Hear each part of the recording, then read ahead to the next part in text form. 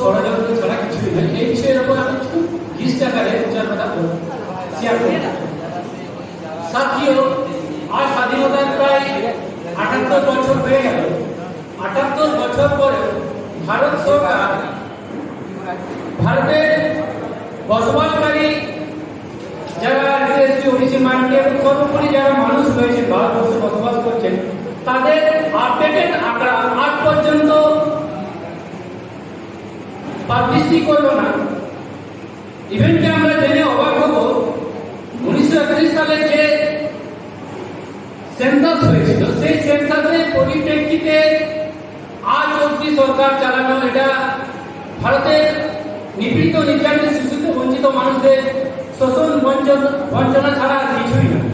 তো এরকম পরিস্থিতিতে আমরা যদি কেন্দ্র সরকারের কাছে জাতিভিত্তিক জনগণনা যাতে করা হয় এর জন্য যদি মান করি তাহলে আমার যেটা মনে হয়েছে সেটা সম্পূর্ণ মিলনেওয়ালা নেই। কেন মিলনেওয়ালা না?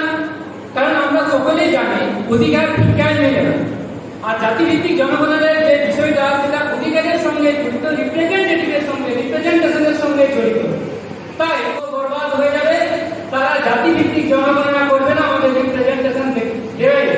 আমরা তো ইভেন বর্তমানে দেখছি যে সমস্ত রিপ্রেজেন্টেশন আমাদের এতদিন আমরা পেয়ে আসছিলাম সেটাও বর্তমানে সরকার সমস্ত কানুন বানিয়ে নিত্য নতুন কানুন বানিয়ে সেগুলোকে সমাপ্ত করে দিচ্ছে, সেগুলোকে ধ্বংস করে দিচ্ছে।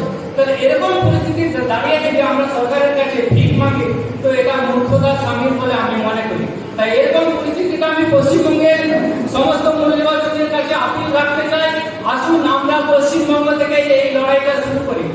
কারণ আপনারা জানেন কিনা পশ্চিমবঙ্গের বিগত 2018 সালের যে পঞ্চায়েত নির্বাচন সেই পঞ্চায়েত নির্বাচনে বহুজন মুক্তি পার্টি পশ্চিমবঙ্গ থেকে প্রথম খাতা খুলে এবং সেটা মালদাতে, এবং এবারে যে নির্বাচন এই নির্বাচনে ৬ জন মেম্বার তথা গ্রাম পঞ্চায়েত সদস্য আমরা নির্বাচন করেছি বহুজন মুক্তি পার্টি থেকে।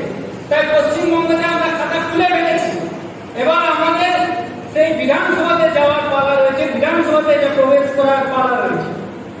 তো তাই আমি পশ্চিমবঙ্গের যারা জনগণ তাদের উদ্দেশ্যে আমি এটুকু বলতে চাই, সাথীও এটুকু বলে আমি সমাপ্ত করবো। পশ্চিমবঙ্গে যদি আমরা সংখ্যাশাস্ত্র তথা মূল্যবাসীদের সংখ্যাশাস্ত্র যদি অধ্যয়ন করি তাহলে দেখতে পাবো এখানে SC ST 28%, OBC 40%, according to government report মুসলিম হচ্ছে 27%।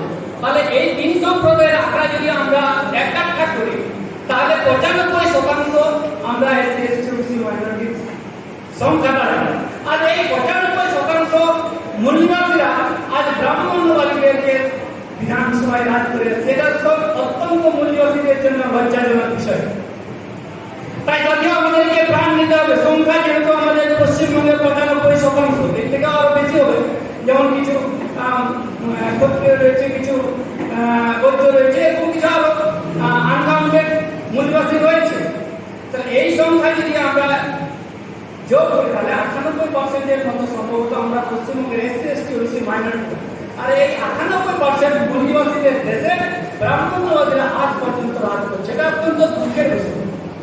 তাই সর্বশেষে আমি পশ্চিমবঙ্গের সমস্ত মূল্যবাসী জাতিদের কাছে আপিল রাখতে চাই, আসুন আমরা বহুজন মুক্তি পার্টি ছত্রছায়ে একত্রিত হয়ে আগামী দিনে অর্থাৎ আগামী 26-এ আমরা ঐক্যবদ্ধভাবে লড়াই করে আমরা পশ্চিমবঙ্গের সরকার গড়ে তুলি এবং এর জন্য সমস্ত মূল্যবাসী সাথী এসসি এসটি ওবিসি মাইনরিটি আপনার সাথ সহযোগিতা করবেন এবং পশ্চিমবঙ্গের আমরা নিশ্চিত সরকার গড়ব, এটুকু বলে আমি সমাপ্ত করছি। জয় হিন্দ।